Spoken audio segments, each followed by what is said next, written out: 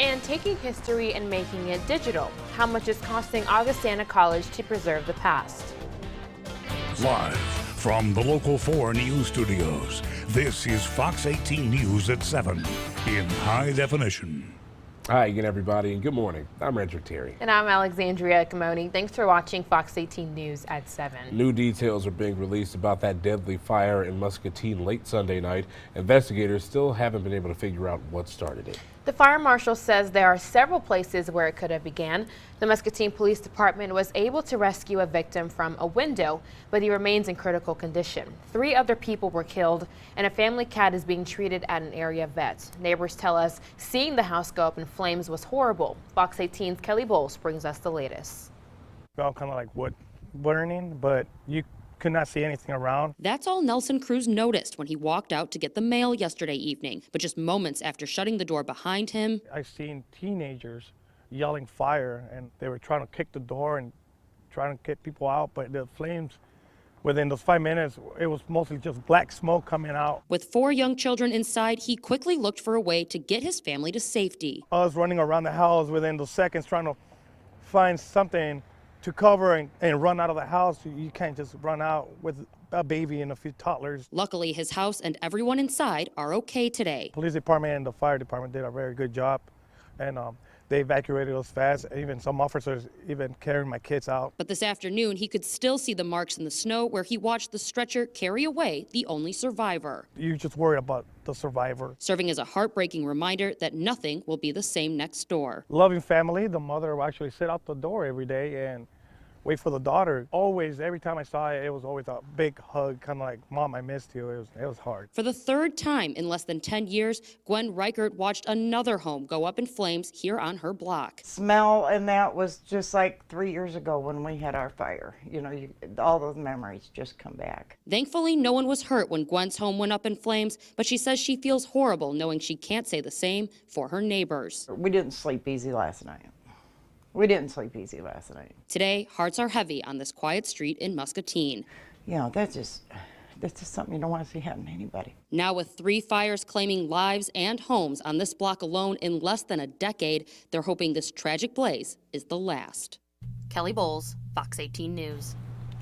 The fire marshal says they've ruled out foul play. He says there were smoke detectors in the home, but they don't know if they were working at the time. And the Moline Fire Department is going the extra mile to make sure you're educated and protected when it comes to smoke detectors. They're helping install them in any home that needs them. It's part of a program called Be Alarmed. Over the last year, they've installed almost 500 smoke detectors in more than 100 homes. On top of providing fire alarms, they help educate people on fire safety and making escape plans. There's no reason not to have smoke detectors in your home today because they're free. You just have to be there for us to install them. I don't want people to be afraid to let us into your home. We don't care how you live, where you live, what you do. We just want to make sure nobody is killed in a fire anywhere in the Quad City area, anywhere around this area, not only Moline, but anywhere.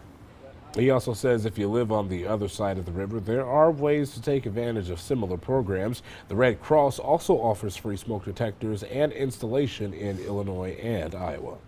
The cold temperatures and above average snowfall have taken a toll on the progress of the new I-74 bridge project. That came to light at yesterday's meeting of the Bi-State Regional Commission. Some of the work slowed down. However, the deputy corridor manager says the project is moving along well otherwise. Safety remains a priority, especially after 2 people fell in the water a few weeks ago. They've been fighting that all year. Fortunately, the contractors worked really hard at safety and rescue of getting guys out of the river, so they were taken out of the river quickly, and there was no injuries. The construction will impact traffic crossing the river soon. Between March 15th and April 1st, traffic heading into Iowa will drop down to 1 lane near the bridge. Well, it is a week-long holiday for foodies in the Quad Cities. And it's also the perfect time to indulge in food you haven't considered in the past. More than 30 restaurants are putting their best dish forward for the Quad Cities Restaurant Week. Fox 18's Andrea Medina joins us live at J Bar in Davenport. Andrea, what are you guys making? Hey guys, good morning. We're cooking nothing but good eats here. About 30 minutes ago, we were in the process of making steak gorgonzola, and now, like as we promised, we're gonna show you the finished product. So we have Chef Andy here, and he is just tell us what you're putting on the steak right now. This is our mushroom gorgonzola sauce. Yum. Look at this beauty. Doesn't it look amazing? I'm sure it tastes amazing too. Oh my God. All right, so like I meant, if you guys are just tuning in, I mentioned in the last segment that I love mushrooms, so I'm actually just gonna take a bite out of this because, oh, wow. I can eat mushrooms all day. That is amazing. Okay, so that's just one of the dishes that they have here, and they're featuring for Restaurant Week. The next one, a crowd favorite for adults and kids, and tell us what we're making, Andy. Bacon, macaroni, and cheese. Ooh, yes. All right, so tell us what you need me to help out you with. We're going to put the macaroni all right. into the boiling water. And then while that's going, we've got our cream reduction here. We're going to put in all of our cheeses. All the cheeses in there? Okay. Yep. I'll help you with the cheese. That's the only thing I can contribute. Smoked Gouda. The whole thing? Yep, the whole thing. Cheesy goodness. You can never go wrong with cheese. Okay. Now we have American cheese. Sprinkle it on there. Then we're going to take and we're going to swirl that around, get it all melted. I feel like I'm part of the Food Network right now. You make it really simple. I can pretend like I know how to cook. I can cook a few things, but here's the thing. When it comes to mac and cheese, I can't make it from scratch. So pretending that I know how to do it, it's good TV. You can't make it from scratch because you haven't tried. I know. Yeah. I'm just scared that I'm See going to how mess easy it is? I know. I'm just scared that I'm going to mess it up. So usually I just go for the Kraft cheese box and just call it a day. So what we're going to do now is, being so all the cheese is melted. How amazing is it? Look at those bubbles coming up. That's how you know when it's, oh my Take God. the hot pasta with a little bit of the pasta water. Yeah. That helps it all Just stick mix it in together. there? Just mix her all up. Oh my God. This is for sure better than the Kraft cheese box that I make. Mac and cheese box. Oh yeah. That's scrumptious. Then we're gonna. Ooh, look at that wrist. I practiced it this morning from 3 to 4. Then we're gonna take some cheddar and go on top of it. Ooh, more cheese. Like I said, you can't ever go wrong with that. And bacon. Oh yeah. Give that little extra crunch, right? Yep. Crunch and salt. Adds it all together. Then we're gonna put it into the broiler. And then what does that do? It'll melt it all together. Melt that cheddar cheese yes. down, and then it's done? all. Oh. It's How long does it usually have to stay in there delicious. for? a minute. A minute? Yeah. Oh, okay. So hopefully, we probably won't have time to wait for that, unless you want to take it out now, maybe. Well, it's still gooey and cheesy either way, guys. Yep. If this isn't another reason why you guys shouldn't come here, I don't know what it is, because we showed you nothing but good eats, nothing but good dishes that they have out here. And the plus side, it's all made from scratch, so you guys don't have to worry about it tasting kind of funny, because it all has all that amazing flavor that you guys are looking for in in one of your meals. So coming up in about 30 minutes, we're actually going to show you guys all the different foods that we've been whipping up, and some extra ones as well. Guys, like I mentioned, this is a reason why you need to come here, because it's so good. Frederick Alexander, back to you guys. You know what? Boy, I don't think I've ever just sat here and watched something and have been so jealous in my life. Bacon, mac and cheese. Oh it was torture. It was definitely torture, but bacon, mac and cheese. Wow. I need that this morning.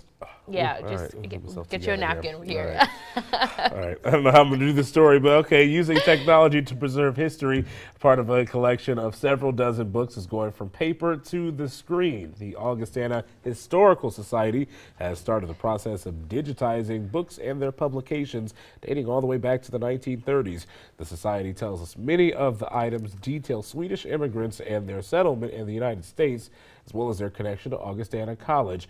Without this effort, organizers say much of this could be lost. If you put history up on a shelf, it's probably going to die, right?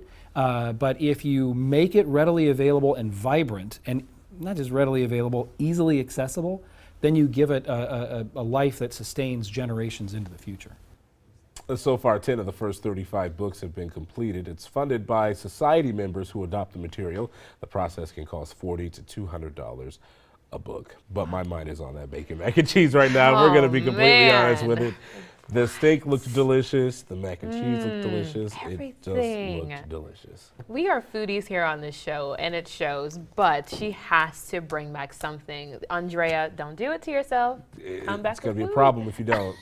we know this is what it is, Ash. It is what it is. Sorry. Salivating a little bit over here. Yeah. Need a napkin? Yep. I think we're good. Okay. Oh, boy. Yeah, you come back with food, or you don't come back at all. You're out in the cold. All right. Temperatures here this morning. It is nice and cold, too. 22 degrees. It is feeling much colder than that. We got a little bit of freezing drizzle outside. Temperature-wise, we'll be in the 20s for a lot of the day today, and we are going to see some really strong winds. So bundle up tight. We'll have more of an extended forecast coming up. Warm yourself up with some mac and cheese. Man. There you go. It's a good idea. Perfect. Delicious. Ash, thanks. So we'll be right back after this. The time now, 7:41. Fox 18 News is live at 7 with Redrick Terry, Alexandria Ikamoni, and meteorologist Ash Simpson. You're watching Fox 18 News at 7 in high definition.